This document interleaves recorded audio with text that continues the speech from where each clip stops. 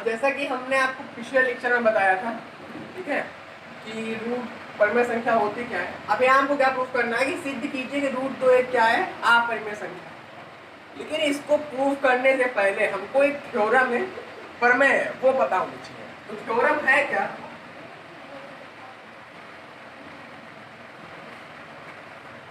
Theorem क्या कहती है?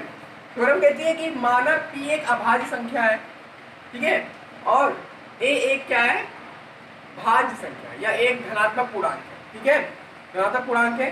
तो सिद्ध कीजिए या तो बताइए कि अगर p अगर a को विभाजित करता है या a स्क्वायर को विभाजित करता है, p a स्क्वायर को विभाजित करता है, तो p a को भी क्या करेगा, विभाजित करेगा। क्या है परिमेय हमारी? माना p a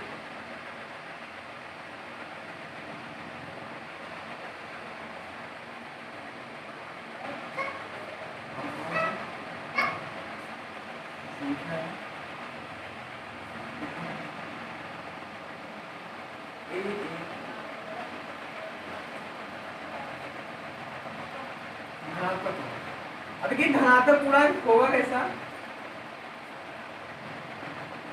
धनात्मक पूर्णांक में अभाज्य संख्या भी आती है, धनात्मक पूर्णांक जो कि क्या है, भाज्य है।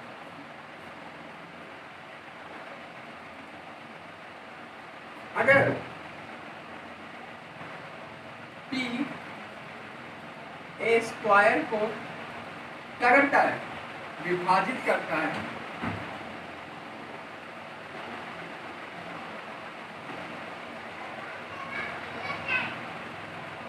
तो p a को भी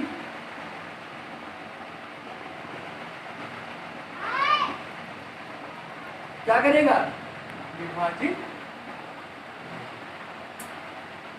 कहने का क्या मतलब है कि अगर माना p एक क्या करता है, अभाज्य संख्या है और a एक धनात्मक पूर्णांक है, अगर p a स्क्वायर को विभाजित करता है तो p a को भी विभाजित करेगा, ठीक है। तो देखिए जो भाज्य संख्या होती है, कंपोजिट नंबर होता है, वो किसका मल्टीपल होता है? किसका मल्टीपल होता है? प्राइम नंबर का। मतलब जो धनात्मक पूर्णांक एक भाज्य संख्या होती है, किसका मल्टीपल होता है?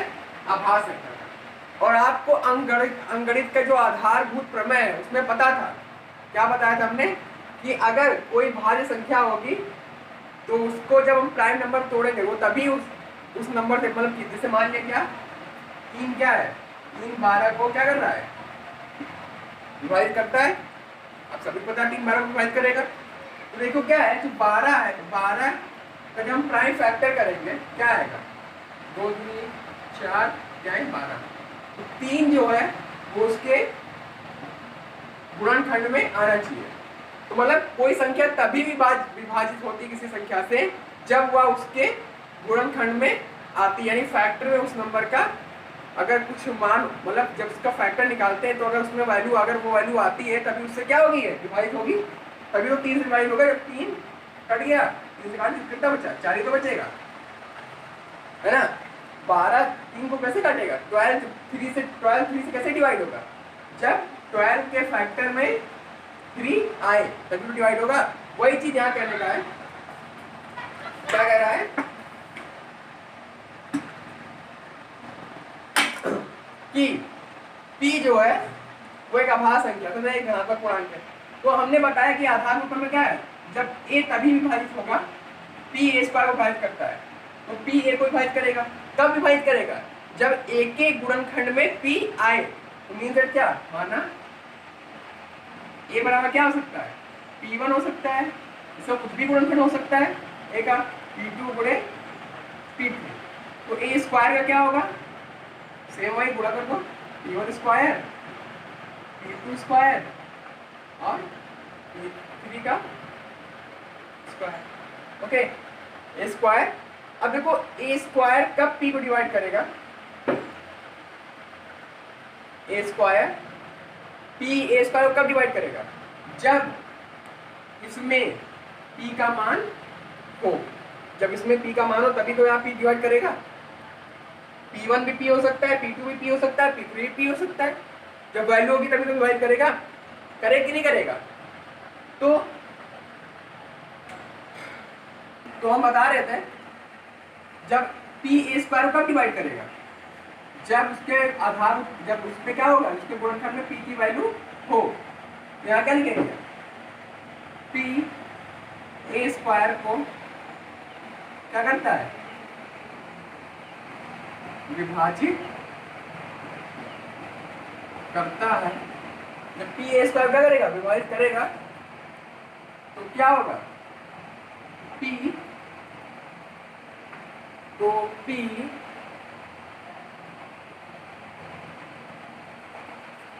जरूर P1, P2 और P3 में से होगा। अरे भाई हमने बताया था ना कि ये संख्या तब डिवाइड होगी इस संख्या से जब वो उसके किसमें आए, गुणनखंड में आए। यार देखो 12 है, ठीक है, 12 को पूरी तरह से काटना है तो कैसे कटेगा, जब से गुणनखंड करोगे 2 गुणे 2 गुणे 3, तो 12 पूरे से कौन कौन सी संख्या काट सकती है, या तो 2 काट सकती है, या तो 3 काट सकती है, या तो 6 काट सकती है, या तो खुद 12 काट सकती है ना, क्योंकि इनके गुणनखंड में आ रहे हैं। ठीक, यहाँ क्या आएगा, पी ए स्क्वायर विभाजित करता है तो पी जरूर P1 P2 P में से एक होगा, होगा कि नहीं होगा, ठीक है, होगा। तो क्या होगा, जब इसमें से होगा तो पी ए को भी क्या करेगा, ए को भी विभाजित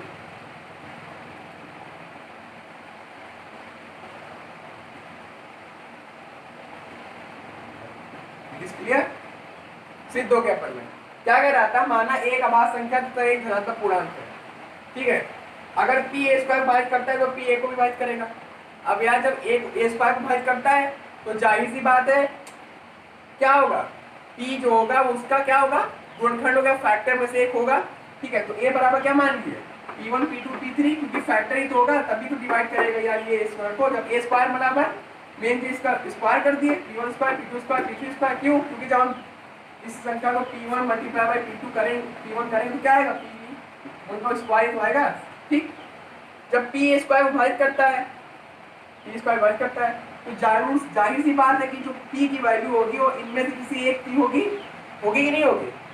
अरे यहाँ 12, 3 जो है वो 12 को विभाजित करता है, 3 ऐसे मान लो 3 जो है वो 12 को क्या करता है, विभाजित करता है। तो जो वैल्यू है 3 12 विभाजित कर रहा है, तो 3 देखो ये गुणनखंड में से किसी में से एक है कि नहीं है, 3 है ना, ये उसी प्रकार ये, तो पी जरूर P1 P2 P3 में से होगा। ऐसा वैल्यू बढ़ सकती है, P1 P2 P3 P4 P5 dot dot dot बढ़ सकती है, ठीक है। तो P ए को विभाजित करेगा, करेगा कि नहीं करेगा। तो ये थ्योरम आपकी क्या हो गई, क्लियर हो गई। अब हम आगे आपको बताएंगे कि विरोधाभास कंट्राडिक्स मेथड क्या होता है, ठीक है। अब आगे हम आपको बताते हैं कि कंट्राडिक्स मेथड होता क्या है। कंट्राडिक्स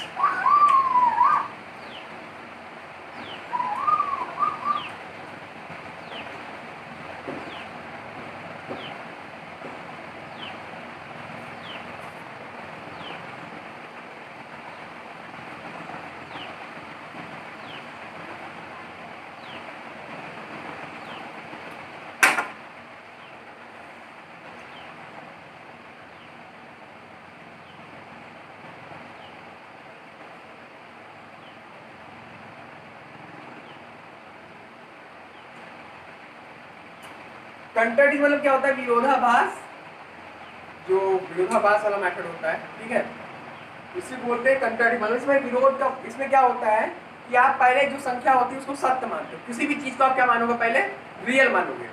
मान लिया क्या कि अभी जैसे कि हमने मान लिया कि हमने आत्मा को देखा, ठीक है, अब आगे जाके उस वैल्यू को ऐसे फाइंड आउट करते हैं, मतलब जब वैल्यू हम सॉल्व करते जाएंगे तो मैथमेटिकल फॉर्म में क्या आएगी, वो वैल्यू नहीं लाई करेगी, तो उसी को क्या बोलते हैं, कंट्राडिक्स मेथड, ठीक है। कंट्राडिक्स को, कंट्राडिक्स में होता क्या है कि आप पहले किसी चीज को क्या मानेंगे, राइट एज्यूम करते हैं, मतलब क्या, सही सत्य मानते हैं, लेकिन आफ्टर सॉल्विंग सम स्टेप्स आपको क्या मिलता है, मैथमेटिकल जो वो रॉन्ग मैथमेटिकल क्या मिलता है आपको, क्योंकि आप माने इसको सत्य है लेकिन आपको मिलता क्या है, वो गलत मिलता है। रॉन्ग मैथमेटिकल इसको मिलता है, वैल्यू मिलती है, ठीक है। इसी को क्या बोलते हैं हम, कंट्राडिक्ट मतलब विरोधाभास। ये इसका विरोध करेगा कि नहीं करेगा, क्योंकि हमने माना है क्या कि रूट 2 क्या होता है, अपरिमेय परिमेय होता है, लेकिन आपको पता है कि वो क्या होता है, अपरिमेय होता है, ठीक है। हमने माना क्या उसको परिमेय होता है, लेकिन आपको पता है कि वो क्या होता है, अपरिमेय होता है। तो इसलिए क्या होगा, वो विरोध करेगा कि नहीं करेगा कि ये तो अपरिमेय होता है, आप ही विरोध करोगे। जैसे आपने कोई कहता है कि जो रूट 2 होता है वो क्या होता है, परिमेय होता है, तो आप क्या करोगे, नहीं नहीं नहीं, विरोध कर रहे हो, उसका विरोध करो कि नहीं क्या होता है, ये अपरिमेय होता है, रूट 2 क्या होता है, अपरिमेय होता है। उसी मेथड से हम उसी क्या बोलते हैं, कंट्राडिक्ट मेथड, मतलब किसी चीज का विरोध करके पहले उसको सही मानना, बाद में जब वैल्यू गलत आती है तो उसका विरोध करके उस जगह पे सही आंसर लिख देना, उसी क्या बोलते हैं, कंट्राडिक्ट मेथड बोलते हैं, ठीक है। अब आगे हम आपको बताते हैं कि रूट 2 कैसे प्रूफ करते हैं अपरिमेय, ठीक।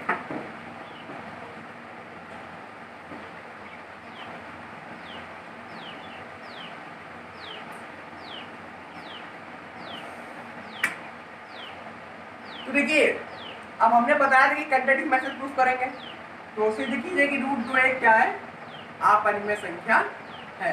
चलिए प्रूफ करते हैं। क्या मानेंगे, पहले इसको परिमेय मानेंगे, माना रूट 2 एक क्या है, परिमेय संख्या।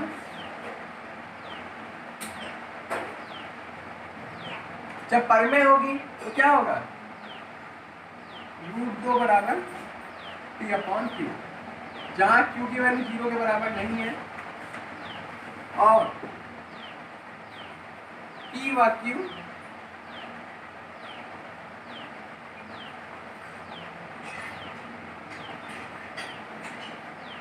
क्या है, पूर्णांक है, ओके। p क्या है, पूर्णांक है। तो अब क्या लिखेंगे इसको, रूट 2 बराबर p अपॉन क्यू। लेकिन हम फिर से मानेंगे, क्या मानेंगे, माना p,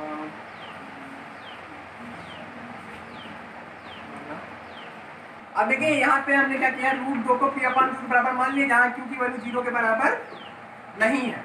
सबसे पहले ये सिद्ध करने के लिए क्या करते हैं, हम उसका हम अपोजिट लेते हैं, ठीक है। तो यहाँ पे क्या लिया, माना रूट 2 एक परिमेय संख्या है, रूट 2 बराबर p अपॉन क्यू की वैल्यू 0 नहीं है और p और q क्या है, पूर्णांक है। तो रूट 2 बराबर क्या हो जाएगा, p अपॉन क्यू होगा, जहां क्यू की वैल्यू 0 के बराबर नहीं होगी। लेकिन माना p व q के उभयनिष्ठ, यहाँ कह सकते हो ये कई उभयनिष्ठ है,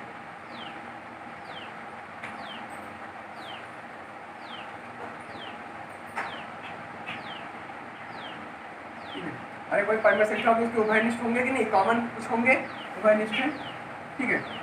तो इनको निरस्त करके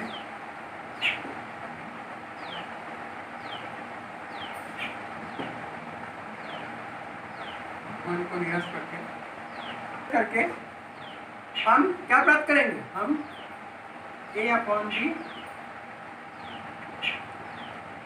प्राप्त करेंगे। अब देखो p अपॉन क्यू, ठीक है, और ये भी ध्यान देने योग्य बात है, और a व b क्या होंगी, जान सकते हो, जहां a व b सह अभाज्य संख्या, मतलब को प्राइम नंबर। और हमने बताया था को प्राइम नंबर में सह अभाज्य संख्या क्या होती है, ठीक है। माना p व q के कई उभयनिष्ठ हैं। अब इसे मान लिया कोई संख्या आपने मानी, जैसे कि p अपॉन क्यू मैंने मान लिया क्या, 25/10, ये p अपॉन क्यू के रूप में है, तो इसके कितने उभयनिष्ठ होंगे, तो तोड़ो गुणन करो, 5 × 5, यहाँ क्या लिखो, 2 × 5, ठीक है, ये उभयनिष्ठ जो होंगे इसको हम निरस्त कर देंगे तो हमको मिले क्या 5/2 मिला।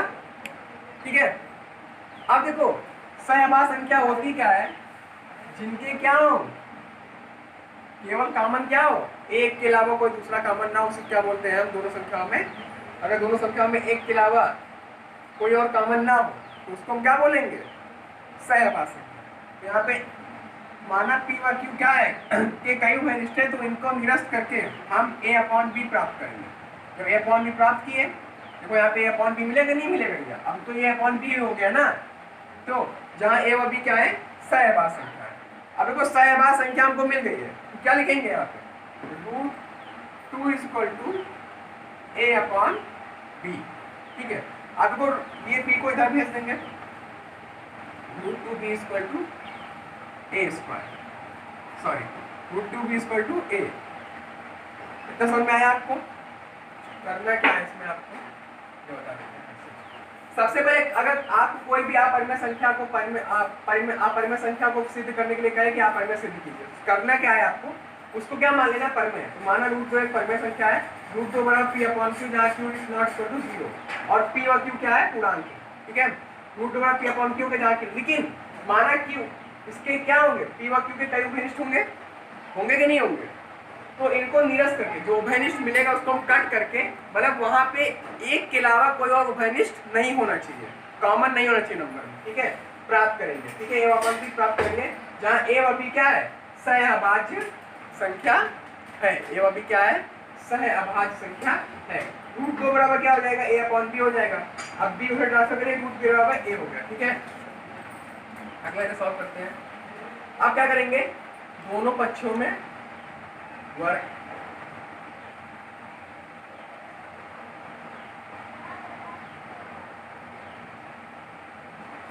क्या होगा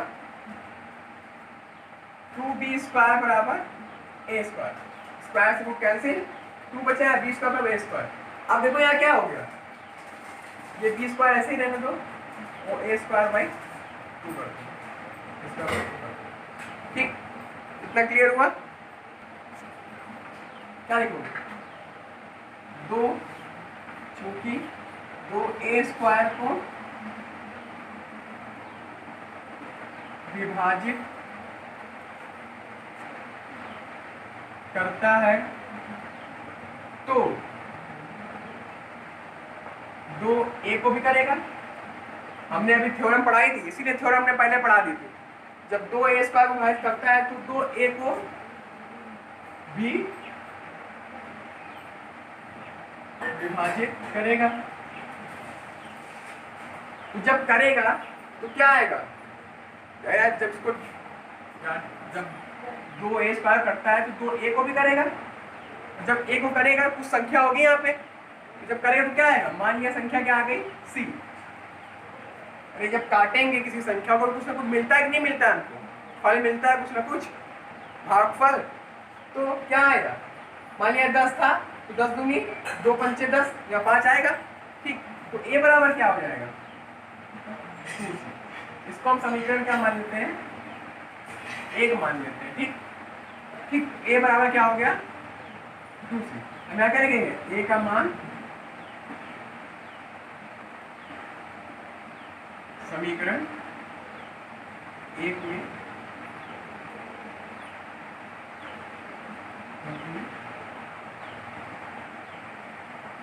अब देखिए a का मान समीकरण 1 में रखेंगे तो क्या आएगा 2b² बराबर, यहाँ स्क्वायर है, ये a है, o स्क्वायर है, तो यहाँ आगे स्क्वायर कर लो। अगर a² करोगे तो क्या आएगा, ये 4c² होगा, रख दो यहाँ पे वैल्यू, क्या हो जाएगा a² जब क्या हो जाएगा 4c², 2 1 = 2, 2 2 = 4, बचा क्या b² बराबर 2c²। अब देखिए सेम वही आया ना, यहाँ 2b² बराबर a² था, b² बराबर 2c²। अब देखो 2 किसको डिवाइड करना है, b² डिवाइड करना है ना, यहाँ कहीं क्या, क्योंकि 2b² को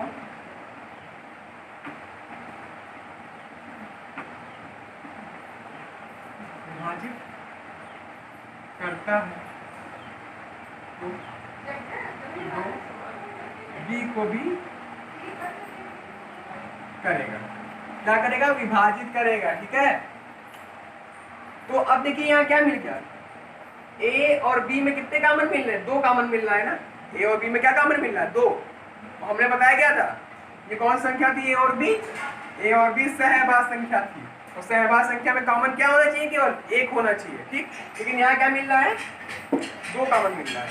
यहाँ क्या लिखेंगे, क्योंकि ए व बी दोनों में उभयनिष्ठ क्या है, उभयनिष्ठ 2। ठीक है, जो उभयनिष्ठ 2 है, अतः इससे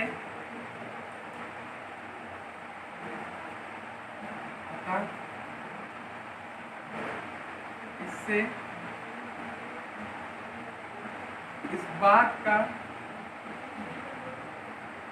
विरोधाभास प्राप्त होता है कि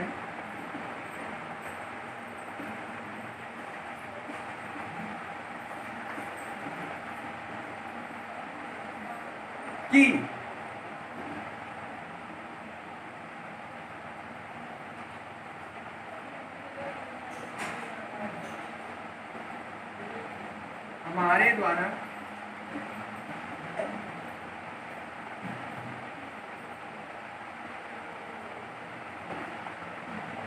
माना गया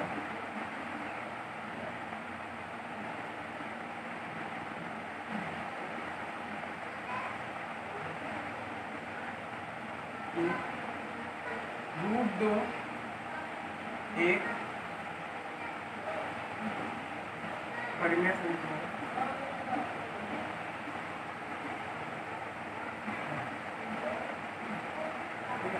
देखो, ए व बी के क्या है, दोनों उभयनिष्ठ है, अतः इससे इस बात का विरोधाभास प्राप्त होता है कि हमारे द्वारा माना गया मान कि √2 एक परिमेय संख्या है।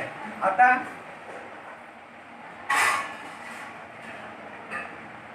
√2 एक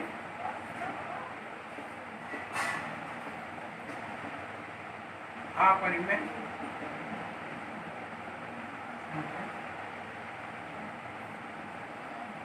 देखिए, हमने बताया था कि कंट्राडिक्स मतलब विरोध का अगर विरोधाभास प्राप्त होगा तो देखो यार, विरोधाभास प्राप्त हो रहा है नहीं प्राप्त हो रहा है, क्योंकि उभयनिष्ठ 2 मिल गया है, यहाँ उभयनिष्ठ को क्या मिला है, 2। और यहाँ पे हमने बताया था कि सहभाज्य संख्याओं की जो उभयनिष्ठ होते हैं वो हमेशा क्या होता है, 1 होता है। इसलिए इस बात का वो विरोधाभास प्राप्त होता है कि जो हमने माना है वो क्या है, गलत है। इसलिए जो √2 है वो क्या होगा, अपरिमेय संख्या होगा। ठीक है, अब आगे आपको समझाते हैं इसमें कि सिद्ध कीजिए कि √2 एक अपरिमेय संख्या है। क्या करेंगे, सबसे पहले मानेंगे कि √2 एक क्या है, परिमेय संख्या है। तो √2 बराबर क्या हो जाएगा, P/Q, जहाँ Q ≠ 0, और P व Q क्या है, पूर्णांक है। पूर्णांक मतलब क्या होगा, माइनस भी हो सकती है, प्लस भी हो सकती है। ओके, माना P व Q के कई उभयनिष्ठ हैं, कई उभयनिष्ठ हैं, हमने बताया भी। तो इनको निरस्त करके हम A व B प्राप्त करेंगे, जहाँ A व B क्या है, सहभाज्य संख्या है। सहभाज्य संख्या क्या होता है, इनके जो कॉमन नंबर होता है वो 1 होता है। ठीक, √2 बराबर A/B, √2B बराबर A आएगा। ओके, तो अब दोनों बच्चों वर्क कर देंगे, तो यहाँ पे 2B² बराबर A²। जब 2 A² में डिवाइड करता है, ठीक है, तो 2 A को विभाजित करेगा, हमने थोड़ा में बताया था। लेकिन अब जब A को विभाजित करेगा तो हमको कुछ नई संख्या मिले कि नहीं मिलेगी, या कोई संख्या हो, जैसे 10 है, जो उसको 2 से डिवाइड करेंगे तो वो 5 मिलेगा। तो ऐसे अगर A है वो उसको 2 से डिवाइड करेंगे तो वो C मिला, मान लिया, क्योंकि यहाँ पे क्या है, चर संख्या है, इसलिए यहाँ पे भी हमको चर ही मिलेगा। एज्यूम कर रहे हैं, ठीक है। ये फिर A बराबर क्या हो जाएगा, 2C हो गया, तो A² बराबर क्या हो जाएगा, 4C²। अब A² का मान समीकरण 1 में रखने पर, या A का मान समीकरण 1 में रख दो, बाद में उसको स्क्वायर कर दो, तो 2B² बराबर 4C², 2 1 2 2 2 4, B² बराबर 2C²। ठीक, क्योंकि 2B² को विभाजित करता है। अब देखो यहाँ पे क्या है, 2B² विभाजित करता है, तो 2B को विभाजित करेगा। अब देखो भाई, दोनों में कॉमन क्या मिल रहा है, 2 और 2 कॉमन मिला है कि नहीं मिल रहा है। तो अतः A व B दोनों के उभयनिष्ठ कितने हैं, 2 है। अतः इससे इस बात का विरोधाभास प्राप्त होता है कि हमारे द्वारा माना गया मान कि √2 एक परिमेय संख्या है, तो वो क्या है, अपरिमेय होगा। ठीक है, अतः जो √2 है वो क्या है, अपरिमेय संख्या है। ये प्रूफ हो गया आपका। अब हम आपको अगले लेक्चर में बताएंगे कि एक्सरसाइज 1.3। ओके, आज के लिए बस इतना ही, धन्यवाद।